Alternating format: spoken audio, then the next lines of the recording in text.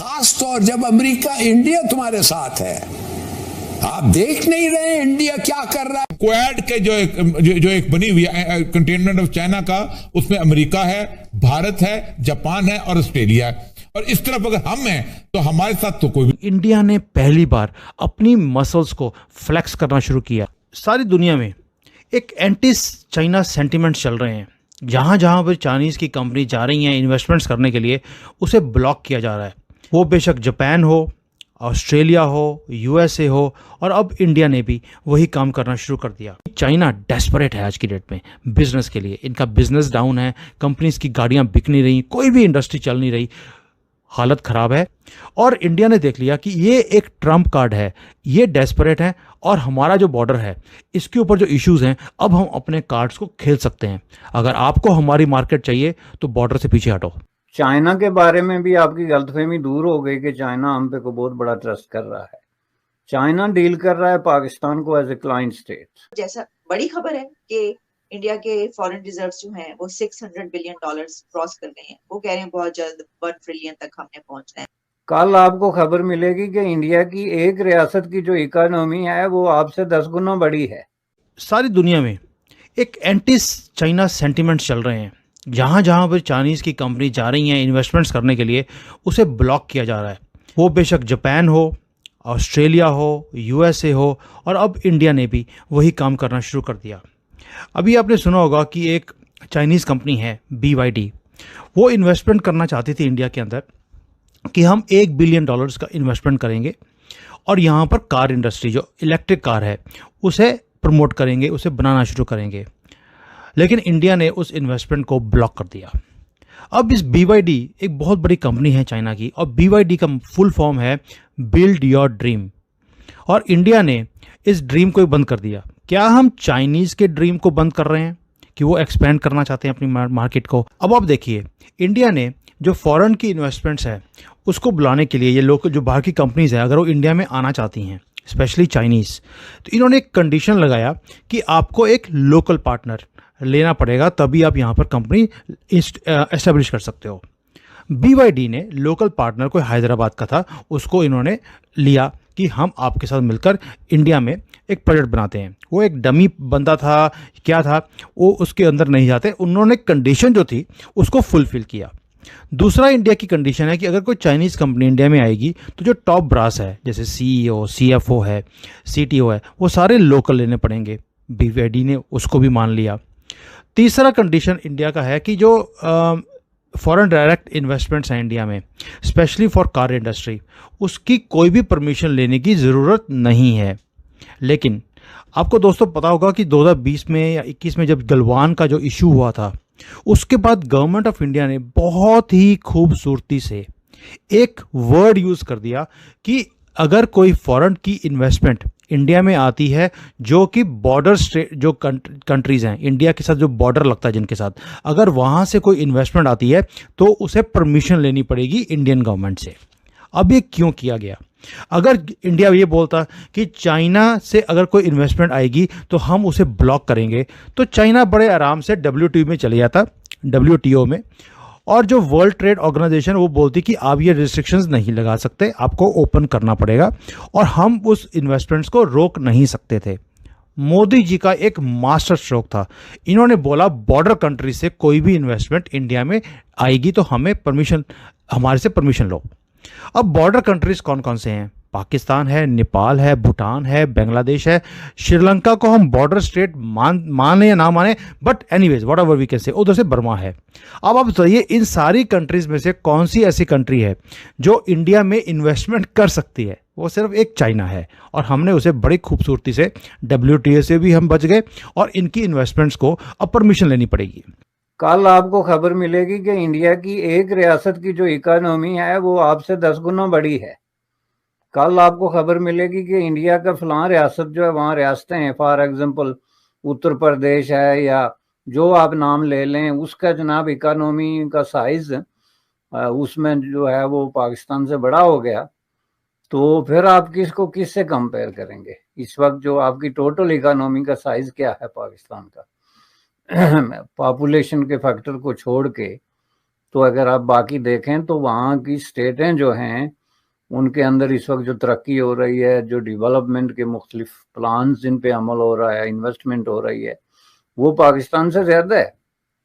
तो इसलिए मैं समझता हूँ कि ये चैप्टर क्लोज हो गया है और इसको क्लोज होना चाहिए, क्योंकि अगर इस चैप्टर को हम क्लोज नहीं करते तो इसका मतलब ये है कि पाकिस्तान का वही एटीट्यूड है इस वक्त इंडिया के बारे में जो उस वक्त था जब इंडिया और पाकिस्तान को कंपेयर किया जा सकता था। फॉर एग्जांपल, तो पाकिस्तान का सबसे बड़ा प्रॉब्लम क्या है इंटरनेशनल कॉरिडोर्स में, is a deficit of trust. कोई नेशन आप पे ट्रस्ट नहीं कर सकती, इंडिया हो, अफगानिस्तान हो, ईरान हो, यही आपके इर्द गिर्द हैं। चाइना के बारे में भी आपकी गलतफहमी दूर हो गई कि चाइना हम पे को बहुत बड़ा ट्रस्ट कर रहा है। चाइना डील कर रहा है पाकिस्तान को एज ए क्लाइंट स्टेट, और चाइना जो है उसके लिए पाकिस्तान एक तरह का लॉन्चिंग पैड है, जिस तरह के दीगर ममालिक हैं उसका रोड एंड बेल्ट मंसूबे के अंदर।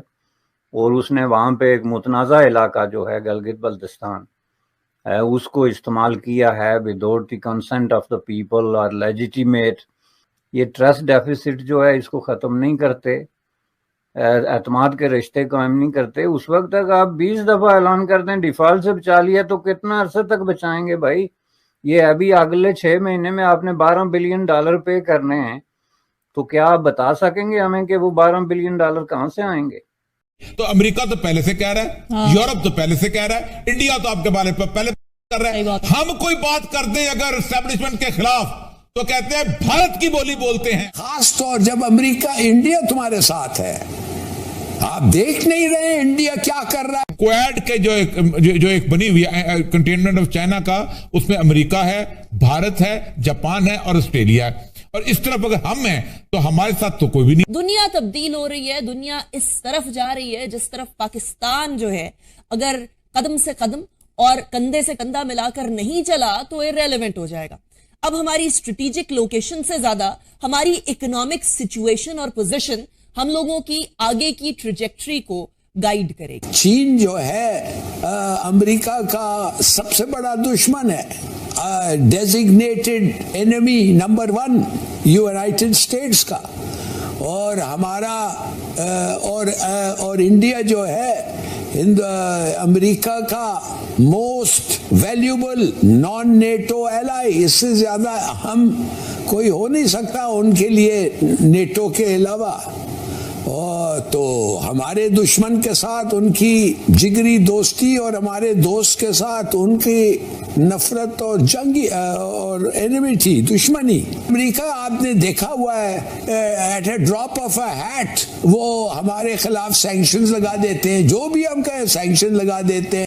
यूएसए ऑलरेडी चीख रहा है, वो सारे वर्ल्ड में कंपनीज को बोल रहा है कि अगर आपने अपनी टेक्नोलॉजीज चाइना को ट्रांसफर करी तो हम आपकी कंट्री को या आपकी कंपनी को सैंक्शंस कर लेंगे।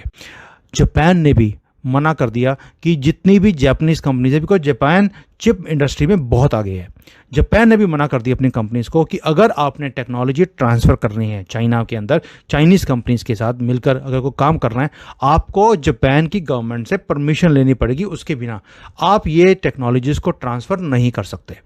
अब आप सोच के देखिए, जापान ने भी इस रेस के अंदर कि चाइना की जो धांधली है या ये दबदबा बनाना चाहते हैं पूरे वर्ल्ड में, इसको रोका जाए।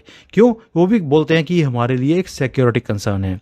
ये तो हो गया कि सभी वर्ल्ड में जितनी भी कंट्रीज हैं उन्होंने अपनी अपनी कंपनीज को बोला कि भाई आप चाइना के साथ मिलकर ये प्रोजेक्ट्स को नहीं कर सकते, हम आपको अलाउ नहीं करेंगे।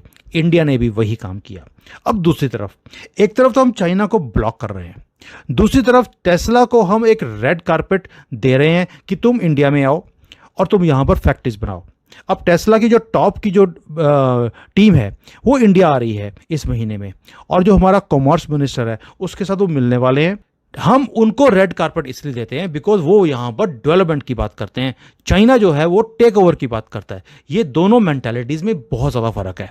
दूसरा, अब इंडिया ने थोड़ा सा ये देख लिया कि चाइना डेस्परेट है आज की डेट में बिजनेस के लिए, इनका बिजनेस डाउन है, कंपनीज की गाड़ियाँ बिक नहीं रही, कोई भी इंडस्ट्री चल नहीं रही। हालत ख़राब है और बहुत स्लो रिकवरी चल रही है। और इंडिया ने देख लिया कि ये एक ट्रम्प कार्ड है, ये डेस्परेट है और हमारा जो बॉर्डर है इसके ऊपर जो इश्यूज़ हैं, अब हम अपने कार्ड्स को खेल सकते हैं।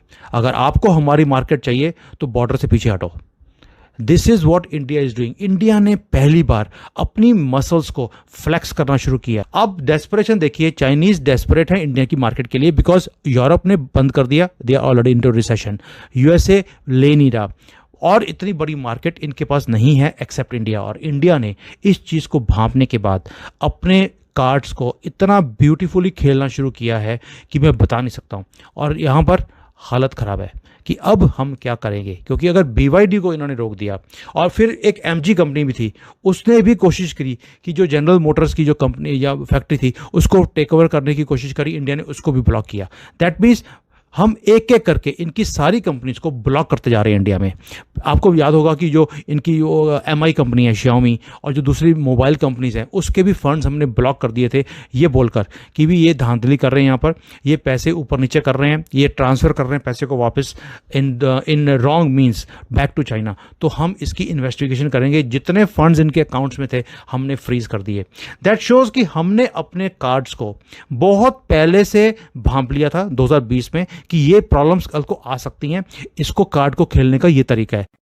और ऐसे ही तमाम जानकारियों के लिए हमारे वीडियो को लाइक करें, सब्सक्राइब करें और बेल आइकन को दबाना ना भूलें।